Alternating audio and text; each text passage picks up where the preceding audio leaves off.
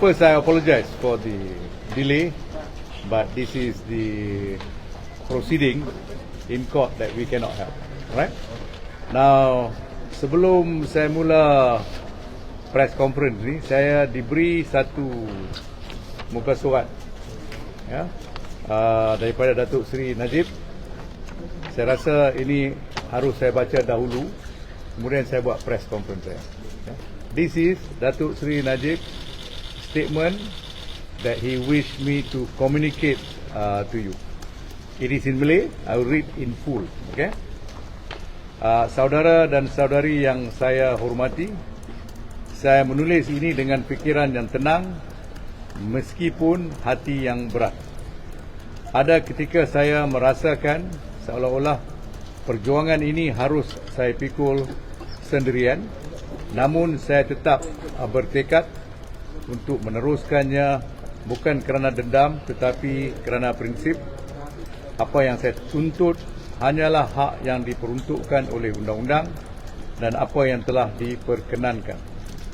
Niat saya tidak pernah berubah untuk menyumbang kepada pembangunan negara dan kesejahteraan rakyat.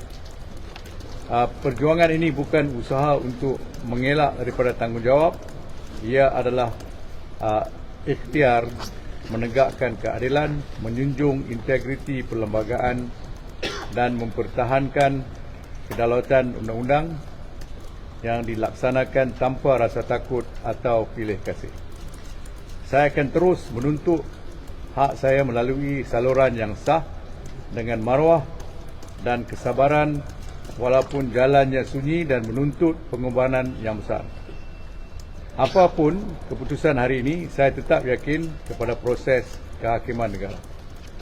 Sehubungan itu, saya memohon semua rakyat Malaysia agar kekal tenang, rasional dan berhemah, serta tidak terpengaruh atau terlibat dalam sebarang provokasi yang boleh menjejaskan keharmonian awam dan menghina proses perundangan.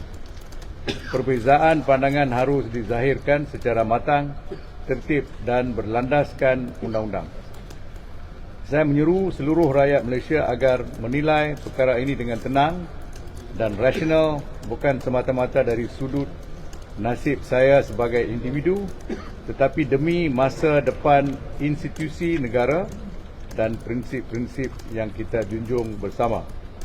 Ditandatangani di bawah Najib Razak. Okey. Siapa-siapa yang nak ambil gambar boleh.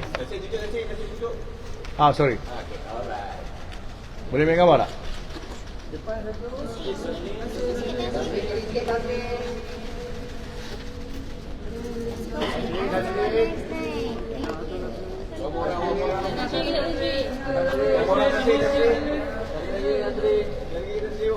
Boleh?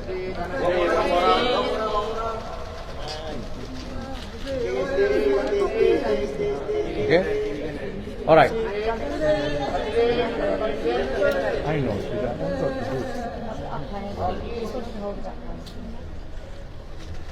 Okay? Okay. Now you do.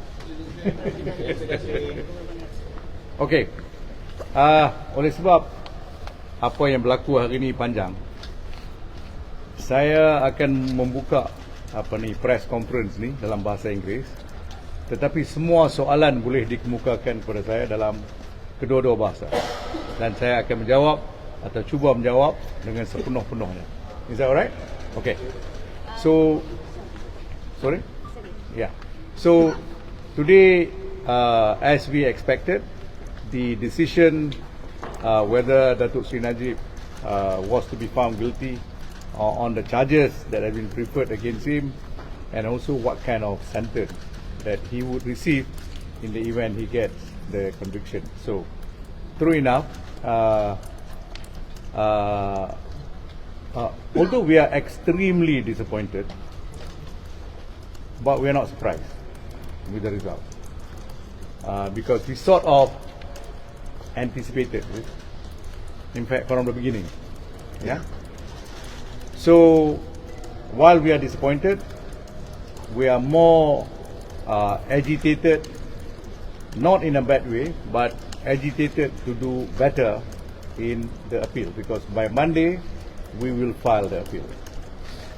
This is probably the first case in my almost 50 years career in the law where I lost every single point.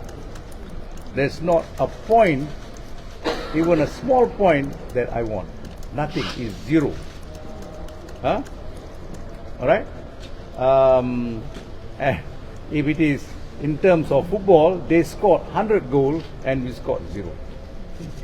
It's a perfect result for the prosecution. But having said that, I'm looking forward for this case to go to the Court of Appeal, because every single point the judge had dealt with has been dealt with in a manner where our cross-examination of the witnesses, where our defense have not been examined by the judge. I can say this with all the clarity. I'm not saying this immediately after a battle and we come out not thinking straight. No. Throughout the reading of the judgment, we kept on being disappointed with every point that was handed down by the learned judge. I don't want to go too much on it. Perhaps what I can say, the most shocking maybe, there are many, something like in the region of about 50 to 100 points that we would have in order to argue this appeal. It will be that many, because we think, with the greatest of respect to the judge, we think that he has made so many blunders in this judgment. I call it blunders because I think that's what it is. Because you cannot have that many mistakes in a judgment of this importance. All right. Now, what is most shocking is every single objection of ours pertaining to hearsay. You know, in Malay, hearsay is dengar cakap. You understand hearsay. Hearsay is inadmissible unless it comes under an exception, which is called the Section 32 exception. Okay? Now, he said all those, what Jolo told, for instance, Shahrul, what Jolo said to Amhari, and then Amhari told the court. All this, not only one layer of hearsay, but many a time they are double hearsay, sometimes triple hearsay.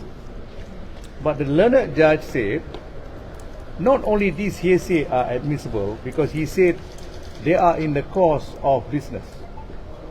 To me, how could it be in the course of business when Jolo gave instruction to, say, Shahrul, and Shahrul said it in court?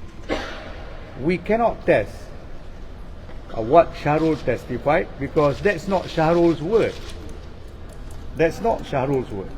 Our argument is that what is purportedly Jolo's statement that was conveyed in court is hearsay, because the declarant is Jolo. Okay?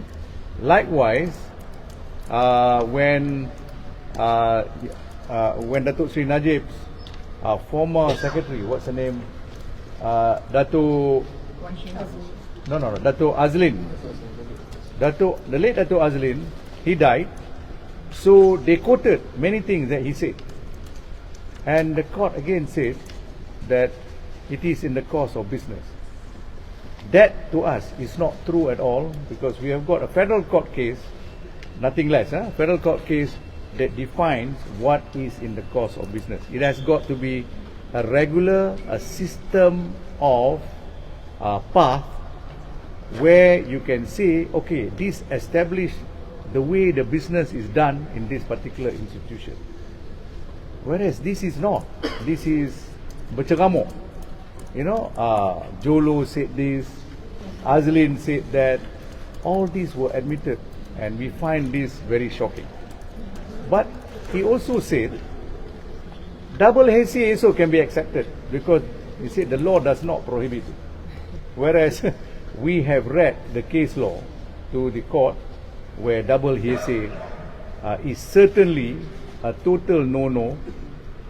Hearsay can only come in if it is under Section 32 mere exception, or under the rule, common law rule called Subramaniam rule, which is a Privy Council rule.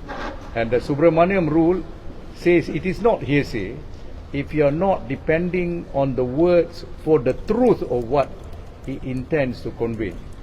The message, if you want to rely on the truth of it, you cannot. But if you are relying on the fact that it was made, only that the words were made, that's okay. But you must have a certain other condition. So this is one very serious area. And I think about half the trial went on with the judge relying on hearsay. Never heard of before. We objected almost like, a piston standing up, objecting it all the time during the trial. But the judge allowed it. And the documents that were tendered are all documentary hearsay. There's no proof of the original, unlike other cases, and yet the judge admitted it. This is to give you an example of what we mean by a trial that we don't expect the kind of path that the learned judge have taken. Okay?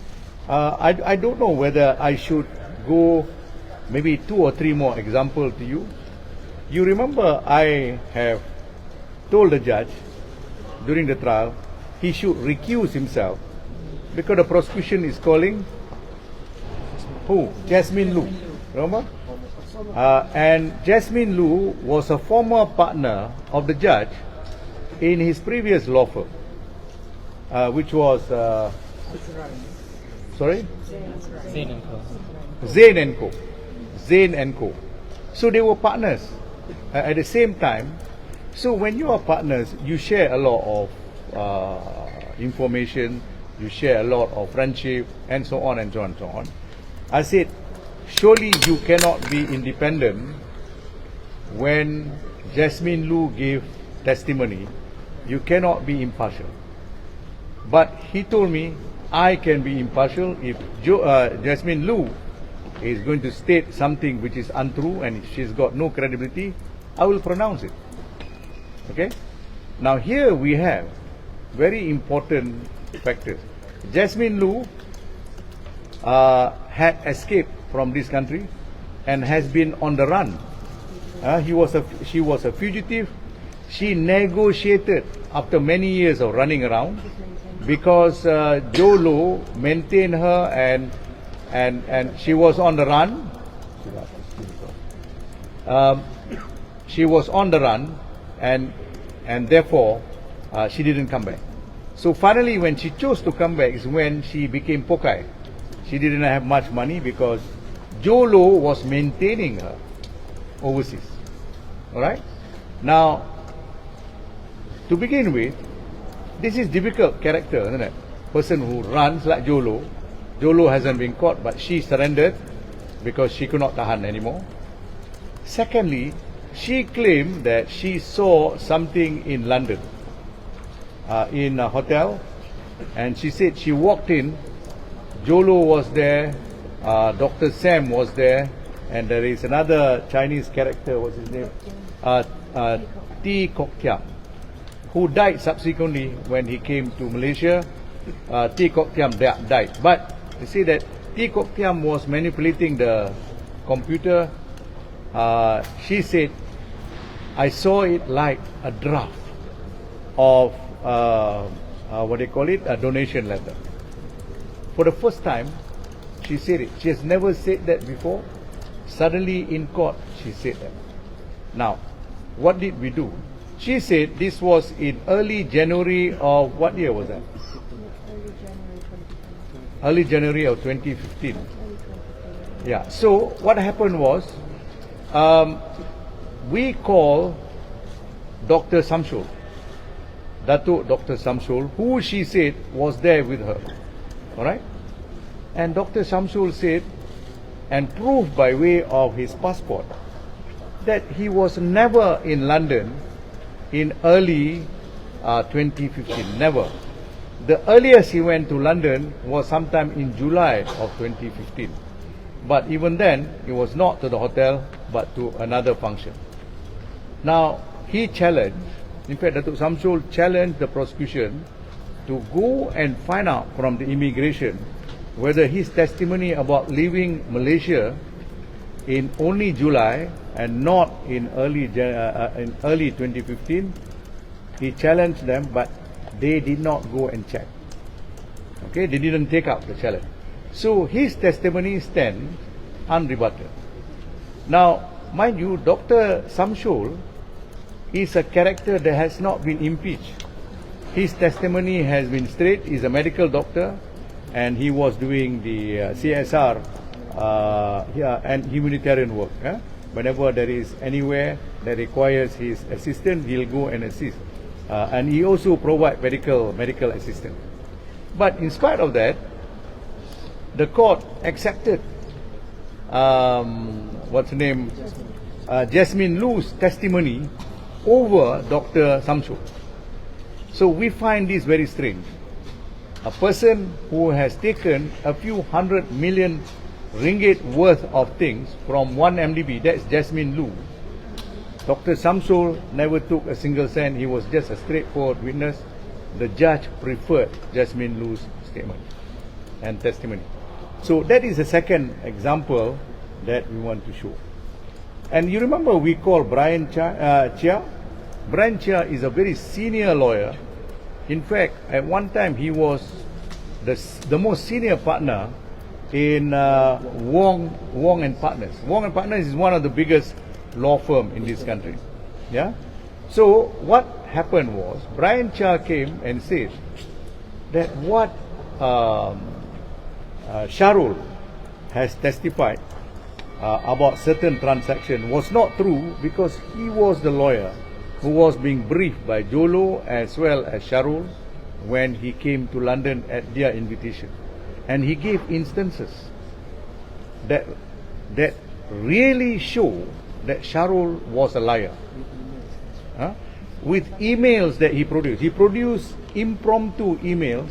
That means emails that were produced on the day events transpired, which is many years earlier. And luckily he kept it, because he as a typical lawyer, he kept it in his file, and he produced it. Now, yet the court found Sharul to be more credible. Strangely, the learned judge did not touch at all about Brian Chia. Brian Chia's statement was not even considered. Okay, so I think 3 examples that I give you is more than enough, because I've got about 60 or 65 of those points. Some of them are even bigger than that. Okay, so basically we are appealing on Monday.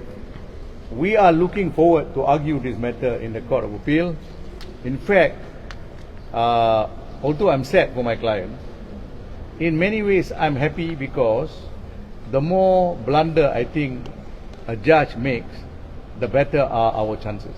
And here, as I've told you, I lost everything. Never in my life have I lost everything. Not even one small bit of crumbs the judge gave us. Nothing. Everything gave to the prosecution. Nothing for us. Okay?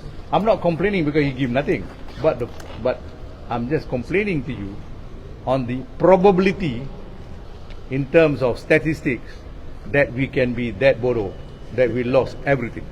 How about the money trail forensic that provided by the DPP on Sorry, the case? say again? Money and the money trail forensic that provided to become one of the evidence on this case.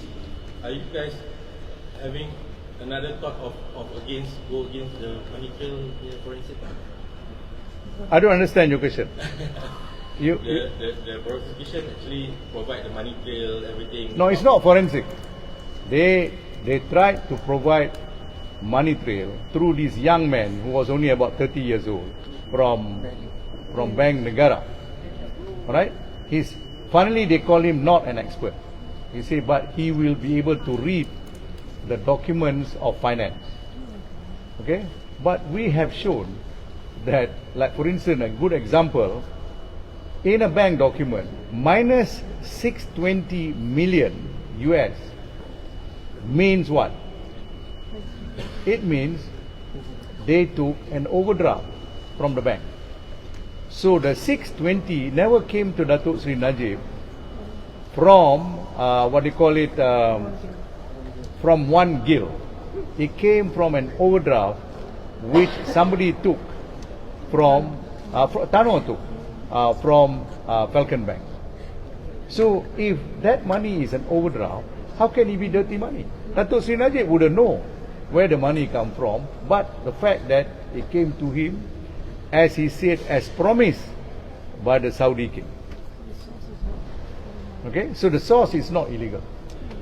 Actually, just now the judge said that the Arab donation letters were fake, right? Yes. So what's your opinion on that? Okay, I dealt with the question of Jasmine, because Jasmine made this bizarre claim that although she said she's not part of the forgery, she's trying to say it is forgery, but she said I'm not part of it, but I walk in and I saw three gentlemen, Jolo, Ki Kok Tiam and Dr. Sam was there, all depan computer monitoring it, and yet they allow her to be there.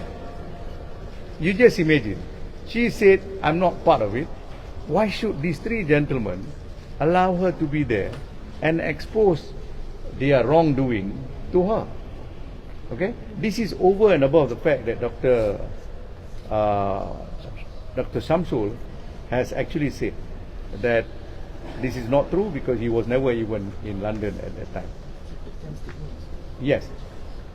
Yes, and then Ki Kok Tiam, before he died, statement was taken. MACC never asked him about this. I mean, if he is the person doing the drafting of the forged document in the monitor and the computer, how come he never said it? Such a big point. Okay, now, every single one of the 4 donation letters, mind you, reach M-Bank. Joiner Yu said so. Joiner Yu is not a witness completely in our favor. But Joiner Yu said, I can only act to receive money, so-called donation money, provided there is supporting document. So the Forex department, why Forex department? Because they have to do the exchange of the money when they receive it in US dollars or they receive it in some other currency. They have to do the exchange. Forex receive it. Another Chinese officer, what's his name? Yap. Now his name was Yap. I forgot the rest of his name. Yap testified he received it, and there is a chop on every one of the 4 documents of M-Bank receiving it in that section. So Joanna Yu said, I receive it. Every time one of the 4 letters come, I receive it. What I did was, I pass it on to the CEO, what's her name? Chia Teck Kwang. Chia Teck Kwang testified. He said, I saw all the 4 letters as and when it came. And Chia Teck Kwang did something wonderful. He took it and went to see the governor of Bank Negara, Tan Sri Zeti. By the way, Tan Sri Zeti's name also not mentioned today. Not mentioned at all today, in spite of the fact that I thought Tan Sri Zeti and her entire family should be indicted for serious corruption. But Tan Sri Zeti's name not mentioned. But Chia said, I gave to Tan Sri Zeti. Why? Because, in fact, he said, I provided copies. Because I needed to tell Bank Negara that these monies, big amount, are coming into a private account of the Prime Minister. So he said, I took it very seriously. It's no joke. When a Prime Minister of the country receive a few $100 million US, it's not joke. So he said, that's why I have to report. And Zeti took notice of that, and say, okay, don't leave this document on my table, give it to the deputy. All right? Now, in the light of that, who do you prefer? Jasmine Lu, who suddenly shouted, "Oh, I saw a forgery," when it is non-credible, as opposed to, because Tan Sri Zeti also testified, in spite of her being very much a witness that I'm against. I was cross-examining her very harshly. She had to confirm that she saw the donation letters because it was provided to her. Okay? Now, Chia Teck Kwang said there were these letters. Joanna Yu said yes. Yap said yes. So, what are we going to do when a judge rejected all these witnesses in favor of Jasmine Lu? Why is the judge so much in favor of Jasmine Lu? Question mark. Okay?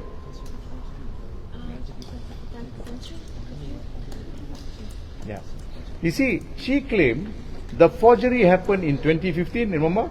Early 2015 London. But the money went in 2014. The document is needed in order to clear the fund. So, money went in first, and then she said the forgery happened in 2015. So, frankly, I don't understand the logic at all. Okay? Tan Sri, could you clarify on the 2.08 billion ringgit that the court ordered? Was it for the recovery of assets, or was it, or is Or it the under the okay, Yeah. okay. It's a good question. I think it's a total blunder.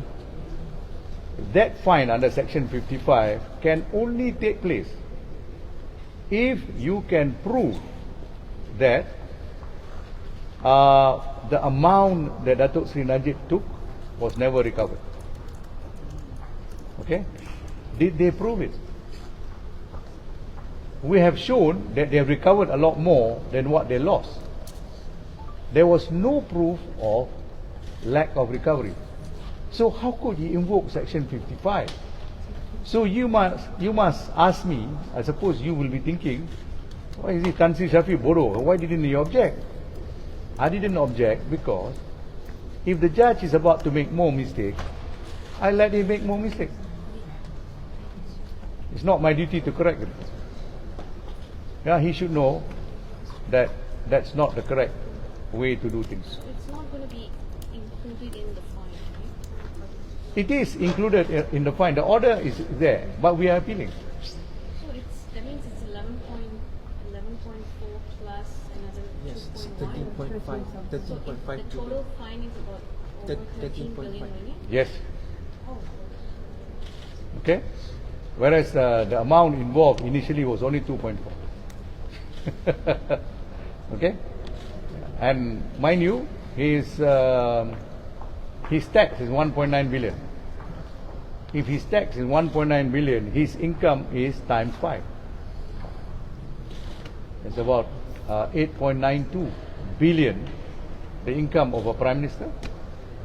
Where did he get that money from?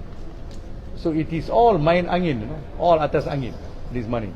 Tan Sri, the former SPRM chairman had already said that the donation was genuine. And that's Former SPRM. Tan Sri Zul. Oh yes, Yes. Yes. And yet SPRM. not chairman, it's a commissioner. Commissioner. Yes. And yet the SPRM, made the report that it's not genuine even after doing all the investigations. Correct. Now you see, in order to determine whether the I think you asked the question, whether the 4 documents were forgery or not. This is a donation letter. My client was the Prime Minister, but he didn't stop investigation. He said, go ahead and investigate, do the audit, do the PAC in Parliament, the whole lot. Never stop. Unlike Datuk Sri Anwar. Datuk Sri Anwar stopped investigation pertaining to the sexual misbehavior, of which he was charged. Now, but in our case, the investigation by MACC proceeded, And how did they do it? They, together with Attorney General Chambers, proceeded to go to Riyadh, the capital of Saudi, in order to meet the two princes. One of them or both of them signed the document of donation, the donation letters. And when they went there, the group of them were treated super well. They were in a palace, and they were even taken to do their umrah in a private jet belonging to the Saudi government.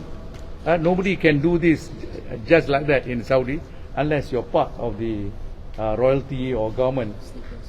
So came back, and they met all these prince and princess, met there, and they interviewed. They interviewed and they took a statement from the representative of the prince. All these were done by MACC. So they showed the 4 letters. The prince confirmed, yes, this is my letter. But because he has got immunity, as a prince, he's got immunity, he was not willing to be a witness. I mean, you can understand it. Because he doesn't want to be a witness, he said, I won't give you a statement, but my representative, my lawyer, nama Koman will give you the statement. So Koman's statement was taken there and then with the king in the hall. Sorry, the prince in the hall. So now, all these were done by whom? By MACC dengan AGC. AGC was represented by at that time Dato Zulkifli, who became Tan Sri Zulkifli and became the became the commissioner of MACC. Alright? And then you have the entire bunch of MACC officers, including Tan Sri Azam. He was then not the number 1 in MACC. He was, I think, Dato Azam. They all went to interview. So the judge said the way they investigated in the palace was not satisfactory. Why blame my client? My client didn't do the investigation. It is MACC dengan AGC. Why blame Datuk Sri Najib? Yeah. If you are not happy, why not investigate further? You see the point? Nobody stopped them from investigating. Datuk Sri Najib certainly did not stop. Okay? Anything else? Yeah, can have clarity on the jail sentence? How many years and running concurrent? Okay, that one, Farhan is the expert. He recorded it. Okay. Let me ask him. No, you say it. You're already speaking. Okay. Okay.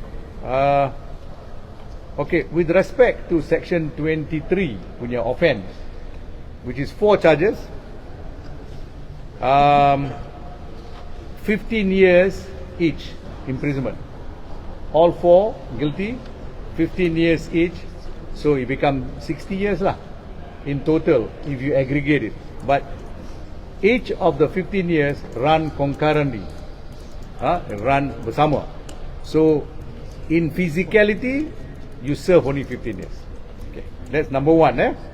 Number 2, the fines that was executed in relation to that 23(1) offence, I cannot give you the perincian, I cannot give you the details, but the total is 13.47 billion ringgit.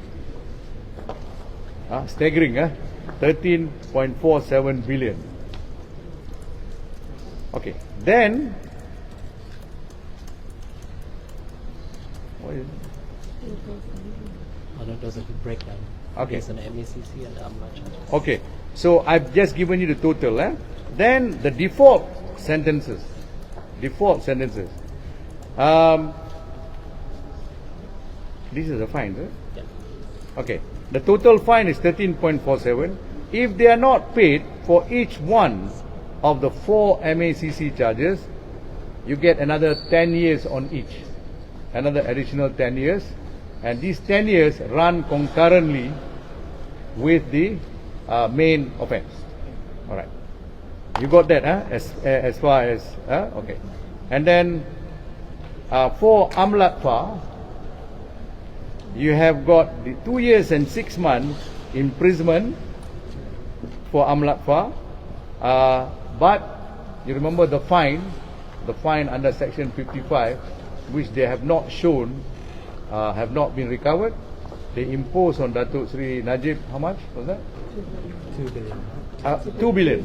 2.0. 2.081 ... billion ringgit. So there's a lot of money being thrown around today. Okay, so that's a total impact. You become almost comical. 2 billion is included in the 13.47 that. Yes. Okay. Ulang dalam bahasa Melayu ke ni? You get the interpretation lah. Okay. Ada. Okay. You boleh tanya soalan lain. Sebab tidak. Okay. Last question. Petition for amnesty, fresh petition. I will take the instruction. That is the reason why you will see there is a queue given, because we say that we do not want the stay, because of course the stay is with liberty for us to reapply. There is a reason for it. I cannot tell you now why. Tan Sri, is Okay. there a bearing for your this appeal and on the appeal for the addendum? So No. that's for homestay. No bearing except for the stay. There's a reason for it. Okay? Thank you. Bye.